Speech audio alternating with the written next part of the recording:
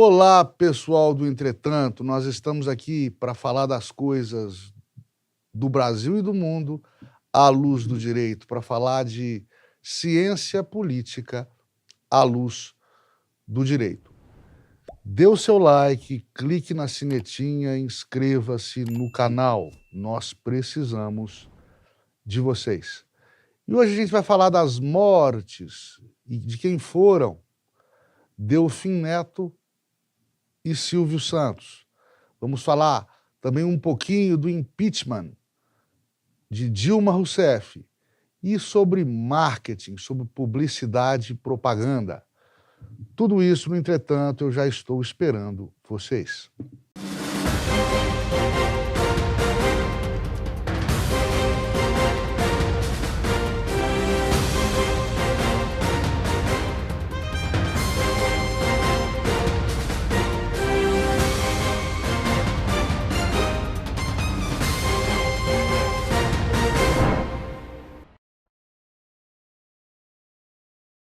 Antônio Delfim Neto foi um dos personagens mais importantes durante os anos do regime militar e de sua transição econômica para a redemocratização brasileira.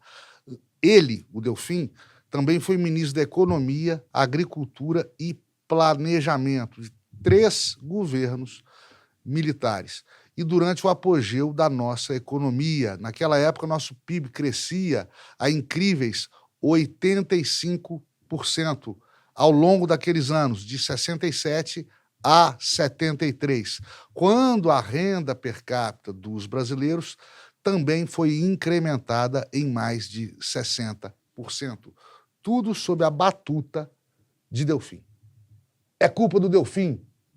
Então, satirizava Jô Soares, à frente, vários outros satirizavam também. O Jô, que tinha uma incrível semelhança física com o recentemente finado ex-ministro e deputado, professor de economia da USP, durante décadas de sua longeva vida. Delfim morreu com 96 anos, sempre obeso, avesso aos esportes. Um dos subscritores do AI-5, o Delfim, em 2021, defendeu o AI-5. Disse que assinaria novamente ao polêmico ato institucional que suprimia liberdades básicas dos cidadãos. E ainda assim, ele foi grande conselheiro de governantes petistas, dentre eles Lula e Dilma Rousseff. Ele defendeu, inclusive, a Dilma na gestão econômica da República durante os anos dela à frente da presidência.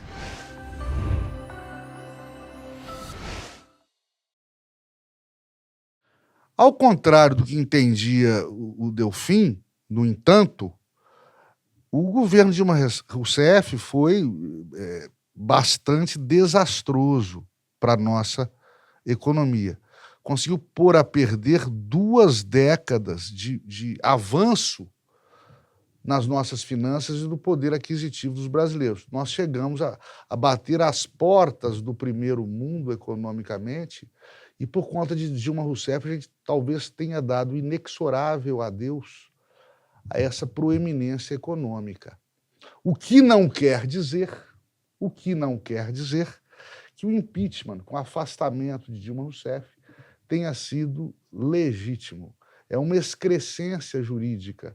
O impeachment de um presidente da República, de uma pessoa democraticamente entronizada no poder público pelo voto, um presidente eleito ser afastado, ser impedido, ser alvo de impeachment, como foi Dilma, sem crime de responsabilidade, sem ilícito criminal praticado, como foi no caso das pedaladas, é, sobretudo, além de uma excrescência jurídica, um absurdo jurídico, foi uma covardia com Dilma Rousseff. Mas ela e sua equipe econômica foram, isso é inegável, um desserviço para a economia nacional. O homem é o homem e as suas circunstâncias, dizia o jurista espanhol Jiménez de Azúa. Delfim foi uma fera da economia dos áureos tempos em que gastávamos por conta de investimentos estrangeiros e dólares americanos, cercados de cuidados. O Brasil era cercado de cuidados para que o país permanecesse livre da ameaça comunista. A conta veio depois, né, gente? Com juros extorsivos. Deve-se reconhecer, contudo, que Delfim Neto e o colega dele, o Mário Henrique Simonsen, foram gestores econômicos reverenciados no mundo todo. Criaram uma espécie de escola brasileira de economia, depois seguida por outras feras do setor, como Gustavo Franco, Celso Furtado, André Lara Rezende, dentre vários. Já o AI-5, me desculpa o pessoal da direita conservadora, que eu muito respeito, mas o AI-5 só fez vitimizar a uma cambada de populistas que, se preservados seus direitos políticos, não se elegeriam nem síndicos de prédio. Nem síndicos de prédio. Exilada, esse pessoal exilado, ou preso, ou torturado, eles viraram heróis e mandam no país até hoje. Eu não sou contra o golpe militar. Eu sou contra a duração dele. E o AI-5, que foi absurdo. Visto com os olhos de hoje, o AI-5 foi desnecessário. Na época, contudo, pareceu ao governo de então indispensável para a preservação da paz social.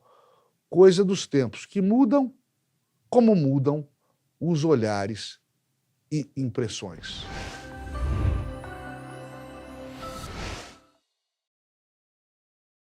O homem do baú da felicidade, Silvio Santos, Senhor Abravanel, morreu noventão, marcando a história da cultura de massa brasileira. Divisor de águas, ele criou entretenimento dominical, conectando humor, música, popularidade, reality shows e vendas através de marketing direto e indireto. Eu vou explicar isso depois. Ele também foi um empreendedor e chegou, inclusive, a se enveredar pela política. Tentou brincar de ser presidente da República, certa vez. Indagado por jornalistas sobre os motivos para se filiar a um partido de centro-direita, na época o PFL ou algo semelhante, respondeu-lhes que foi o primeiro, ele se filiou ao PFL, porque o PFL foi o primeiro a convidá-lo, e se filiaria a qualquer outro partido que o fizesse de antemão, mais cedo. Simplificou, com aquela genialidade dele, o que muitos de nós intuímos. Não há identidade político-partidária no Brasil, a tal ponto que eu já vi empresário, playboy, amantes do dolce far niente, administradores de herança, filiando-se ao PCdoB, como eu já vi líder de movimentos sindicais atrelado ao PL do Bolsonaro, quando o PL era do Bolsonaro. Aliás, o Silvio Santos criticava jornalistas, ele dizia que não tinha, deu poucas entrevistas na vida, ele dizia que não tinha por que ele responder perguntas de jornalista quando os órgãos de imprensa publicavam, na verdade, davam destaque, na verdade, somente ao que lhes interessava e da forma que lhes interessava, conforme os interesses sociais, políticos ou econômicos da vez. Isso, pessoal, quem disse foi o Silvio, hein? Um homem de imprensa, na época e até hoje referenciado pelos profissionais do setor. Ao longo de sua trajetória significativa, grandiosa, o Silvio Santos criou uma rede de telecomunicações, o SBT, um banco, o Pan-Americano, uma linha de cosméticos, Jequiti, e, é claro, o Baú da Felicidade, além de planos de capitalização. O Baú da Felicidade pouca gente vai fazer essa conexão, ele foi um antecessor brasileiro tupiniquim da Amazon. Vendia tudo à distância, entregava tudo à distância. Isso foi antevisto pelo antiquíssimo apresentador Manuel da Nóbrega, que repassou o negócio para o Silvio, que aí alavancou o baú. Ele anteviu o sucesso que seriam as vendas à distância, gente, em um tempo em que sequer se sonhava com internet. Uma característica que acompanhou Silvio Santos por toda a sua longeva carreira foi o empreendedorismo acoplado ao talento. E o talento só viceja, só floresce, só vinga quando há respeito às leis de mercado e à iniciativa privada.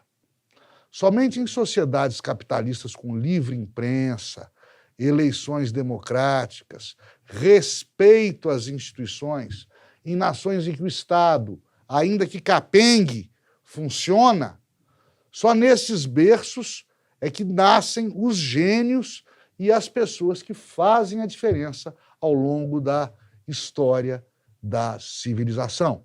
Vamos acompanhar, por exemplo, desde o século XX passado, aos grandes vultos históricos que, através das artes e da ciência, fizeram a diferença no mundo.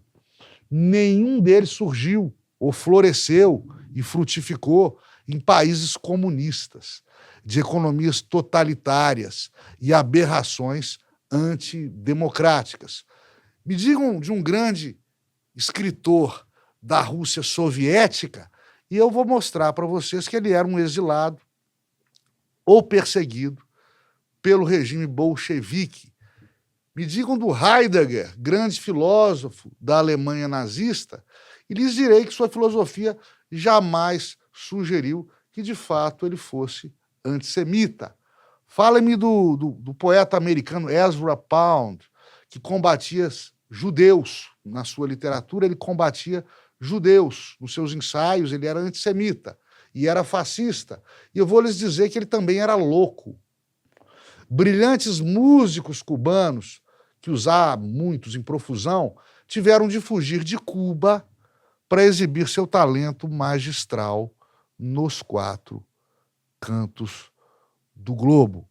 Ao contrário, eu queria conhecer, eu queria ter ouvido falar de algum gênio artístico, musical, intelectual, científico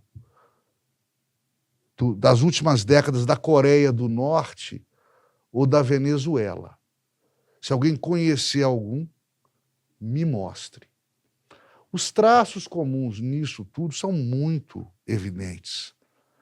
Os gênios só florescem ao ponto de beneficiar a humanidade quando eles são protegidos pelas leis de mercado, pela sociedade capitalista. O Estado que muito ajuda é aquele que não atrapalha. Basta não aporrinhar o talento, que o talento floresce. E só florescendo é que ele abrilhanta e ajuda na construção de sociedades cada vez melhores ao longo da história da civilização mundial.